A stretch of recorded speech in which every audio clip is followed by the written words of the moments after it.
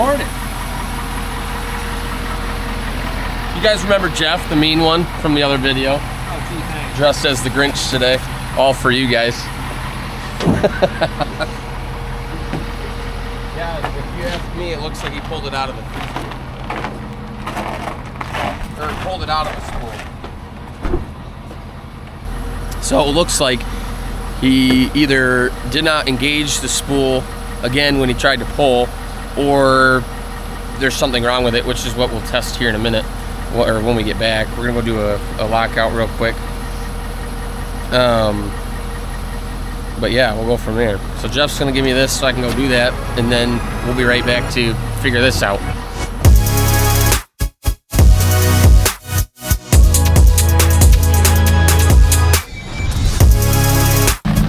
So what you do, you slap tape on it and shove it in.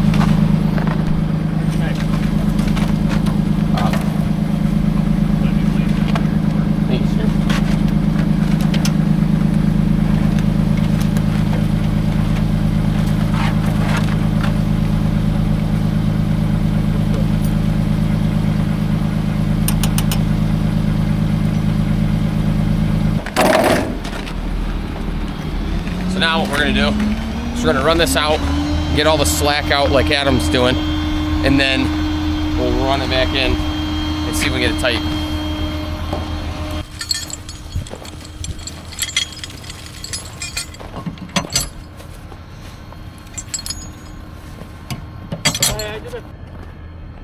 So basically, what we're doing is we're putting tension on it to re-spool it up.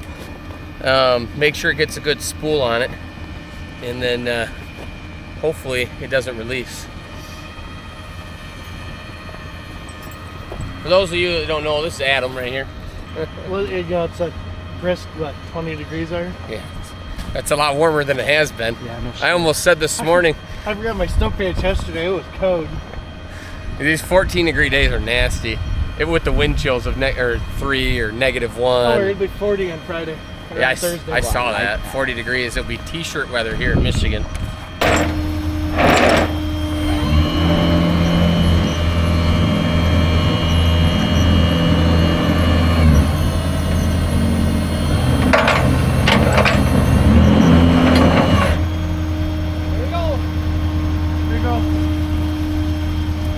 All right, so just made it here. We're gonna get this. We came to do a Dodge Ram at the airport parking lot.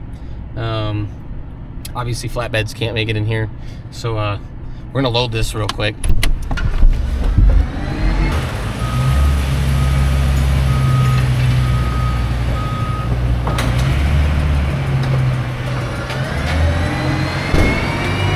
So before I load, I'm gonna do 4 pictures around just to make sure that we're covering any damages on it.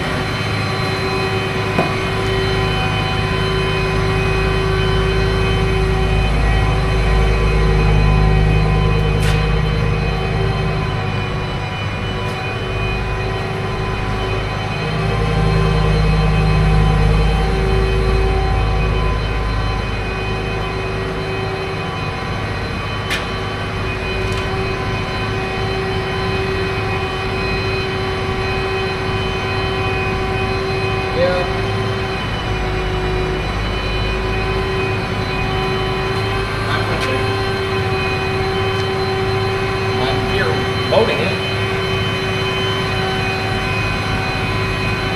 He's calling me. I just got off the phone.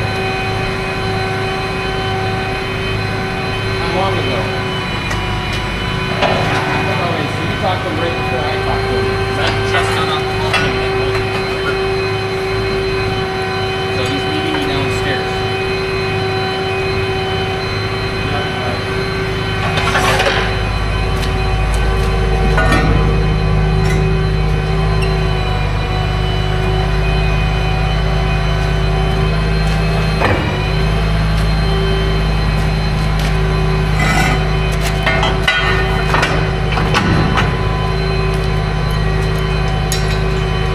Always make sure you got your lock pins in.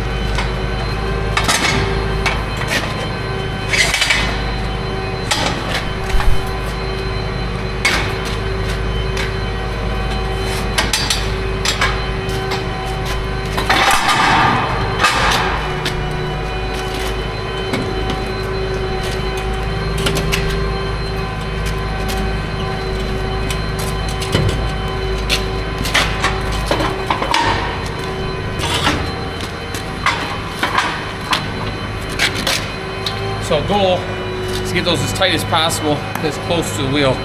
We're just going downstairs for the most part, so I'm going to do the best I can, but usually you have to keep them as close to the wheel and get them as tight so that wheel stays off the ground.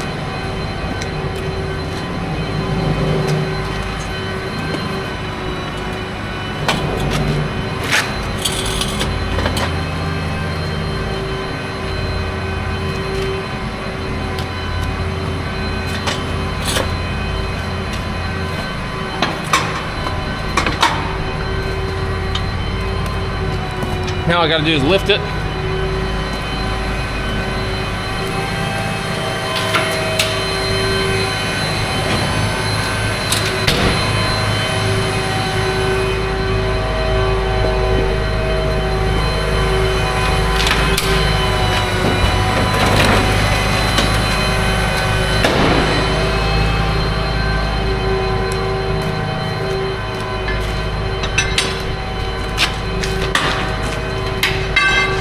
Make sure your lock pins are in.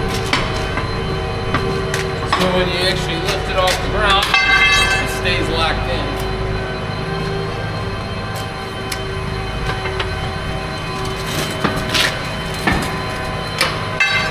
Hopefully I'll fit between this wall.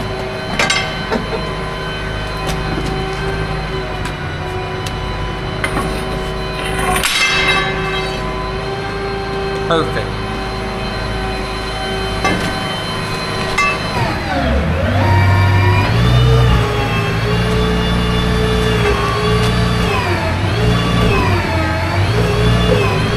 So we're gonna pull forward, readjust real quick, and then get it down.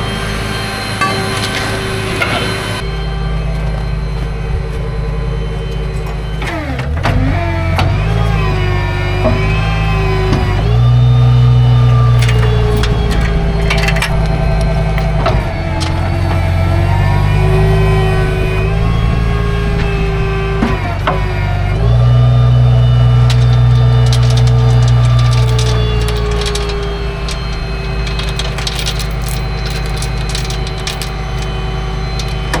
Made it here.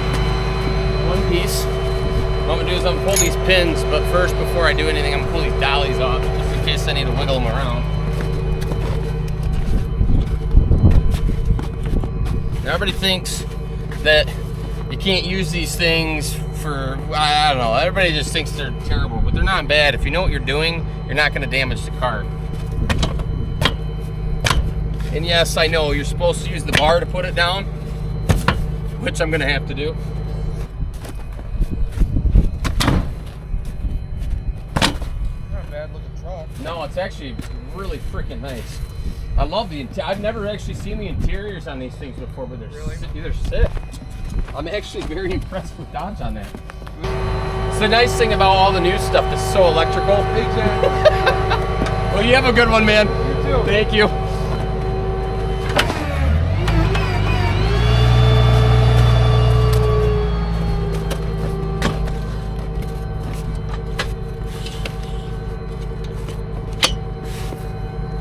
Well, he tried to start it too, so customer is definitely having issues with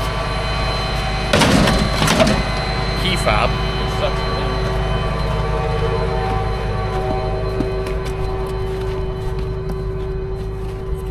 them. Long story short, for you guys, we try not to use dollies unless we absolutely have to. Quite honestly, it would have been better off. I know a lot of you are gonna say it's stupid to take it off and reload it onto a flatbed using skates, but in my opinion, you take it off of the dollies and you put it onto a flatbed. Now you've just eliminated anything that could happen with dollies, like collapsing, wheels falling off while you're driving, and you just save a lot of time and money that way, you know. So if there is damage, that is. So now that I pulled my pins, gonna pull these out. Grab my bar.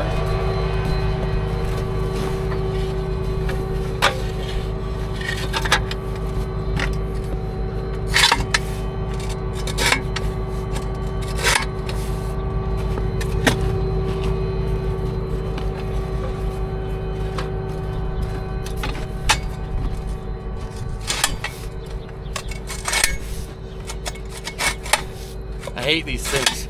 Using Collins bars within the ditch dollies. I like that combo a little better. The other ones are just too flimsy, and the bars they just don't last.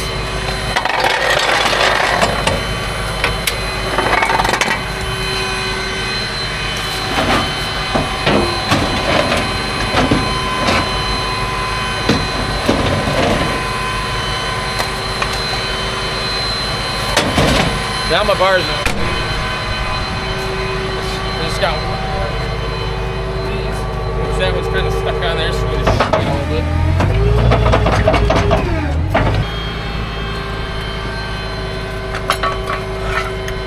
Had to do a little shimmying to get that out.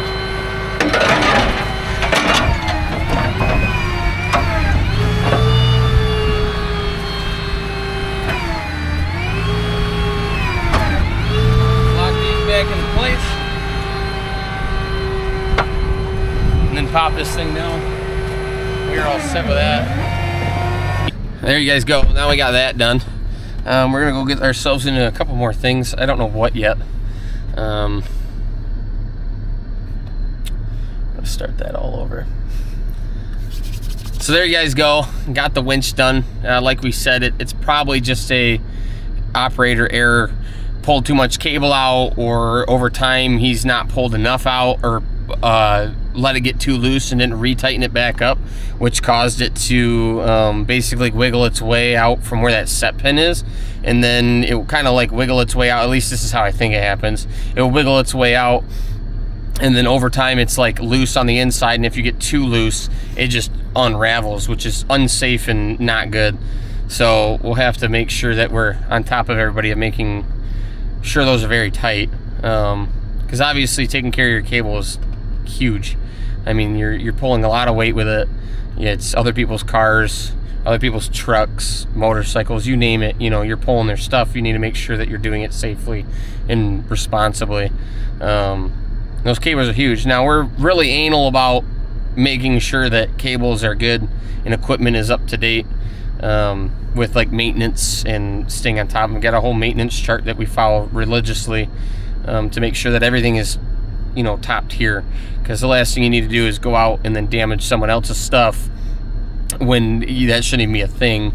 You know, obviously when you're doing thousands of tows a month, you know, damage can happen. There's a lot of odds to that. Now, it doesn't happen very, very often at all, and, you know, we hope it never happens, but sometimes it does happen, and this is one way of preventing that. Sometimes it's just, I mean, freak of nature type thing, and you just can't control it. So